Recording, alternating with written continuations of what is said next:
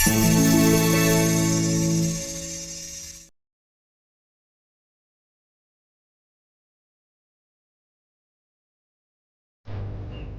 ini, ampas tahu sebagai salah satu limbah padat industri masih kurang dimanfaatkan secara maksimal oleh masyarakat. Padahal, limbah padat kaya akan kandungan protein.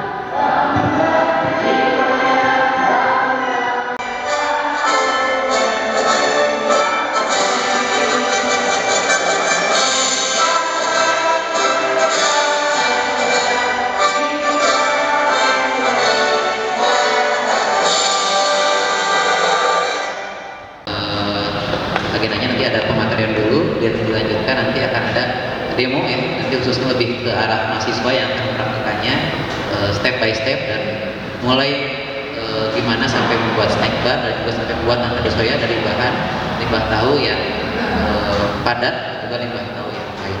Lemak dan air.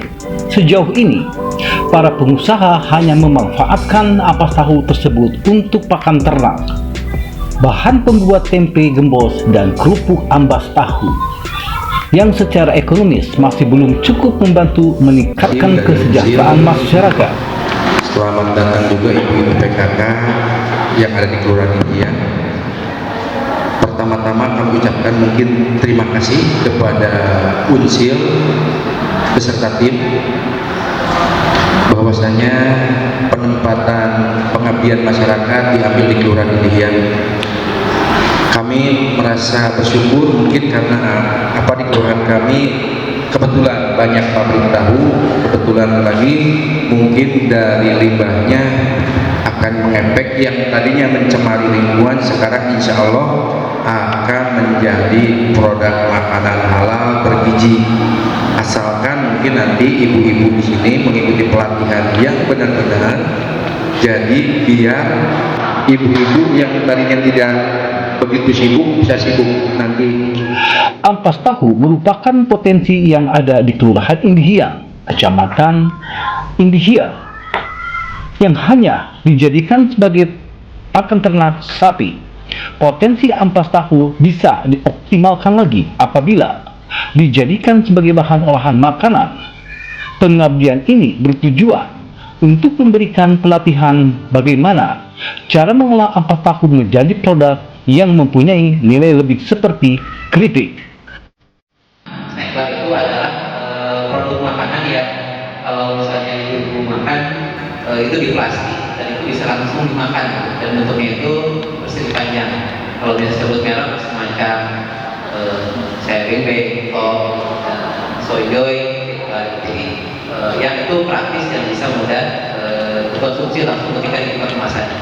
Itu hanya setelah disimpan selama 7 sampai 14 hari itu akan terbentuk lapisan akarnya, semakin lama dia semakin tebal seperti itu. Dan kerupuk ampas tahu, metode pelaksanaan melalui tahap survei, sosialisasi, pelatihan, dan evaluasi. Hasil dari pengabdian ini, masyarakat mampu mengolah ampas tahu menjadi produk kekinian seperti keripik dan kerupuk ampas tahu dengan atribut produk seperti kemasan dan merek.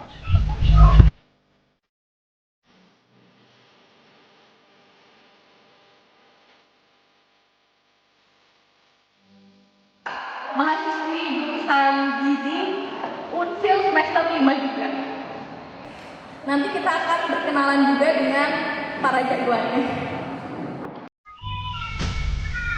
Ekonomi kreatif yang di dalamnya terdapat industri-industri kreatif memiliki daya tawar yang tinggi di dalam ekonomi berkelanjutan karena individu-individunya memiliki modal kreativitas yang mereka gunakan untuk menciptakan inovasi yang bisa memberikan nilai tambah ekonomi. Ekonomi kreatif menjadi salah satu konsep untuk pengembangan perekonomian di Inian Kota Tasikmalaya, yang mana bisa mengembangkan model, ide, dan talenta dari rakyat untuk dapat menginovasi dan menciptakan suatu hal. Pola pikir kreatif sangat diperlukan untuk tetap tumbuh berkembang serta bertahan di masa yang akan datang. Pelatihan secara berkala dan pengenalan terhadap teknologi dalam sektor industri menjadi hal yang harus dilakukan untuk menghadapi fenomena revolusi industri yang sudah di depan mata.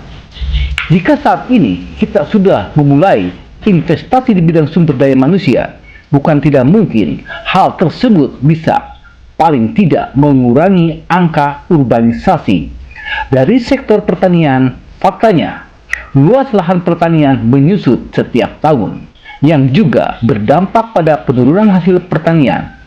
Jumlah penduduk kian meningkat, sedangkan luas pertanian lahan semakin mengecil. Akibatnya, akan berdampak pada beberapa petani yang kehilangan lapangan pekerjaan.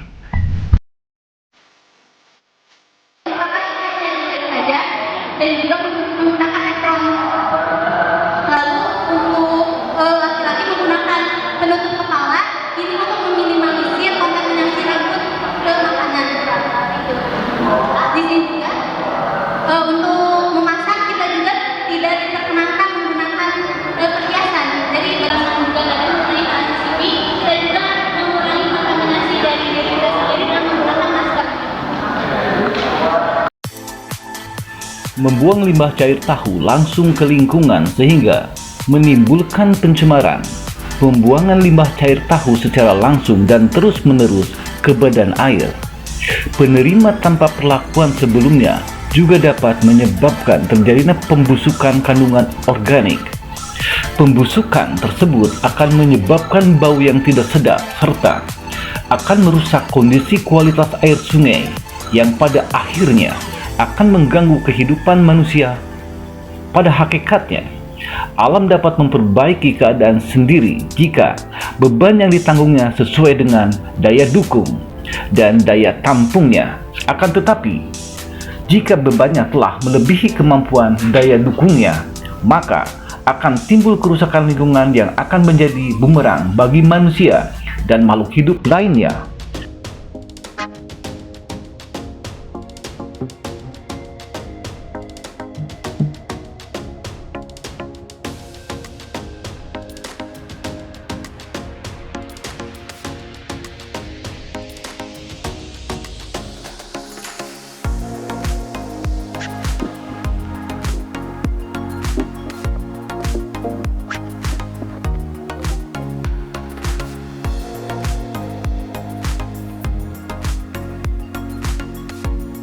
Pembangunan berkelanjutan yang berwawasan lingkungan perlu dilakukan strategi pada penanganan limbah. Strategi penanganan limbah yang dimaksud adalah dengan melakukan pengolahan limbah yang tidak bermanfaat bahkan mencemari lingkungan menjadi suatu hal yang menghasilkan nilai ekonomi. Masyarakat menganggap bahwa ampas tahu ini tidak mempunyai kandungan gizi sehingga ampas tahu ini biasanya dibuang atau dijual dengan harga murah.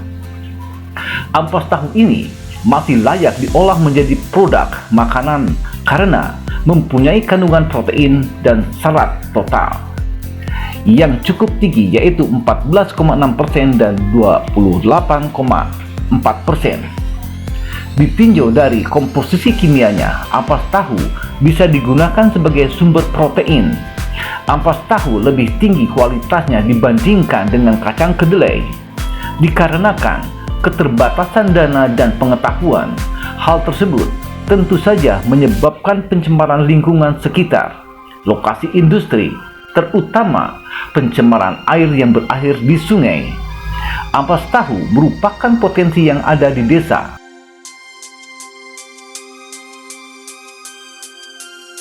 Potensi ampas tahu bisa dioptimalkan apabila dijadikan sebagai bahan olahan makanan. Namun, dalam hal ini perlu adanya kerjasama antara pemerintah dengan pemuda, mahasiswa, masyarakat, memberikan literasi terkait bagaimana cara membuat olahan makanan dari ampas tahu menjadi berbagai olahan seperti snack kekinian yang dapat meningkatkan kemandirian masyarakat dari sisi perekonomian.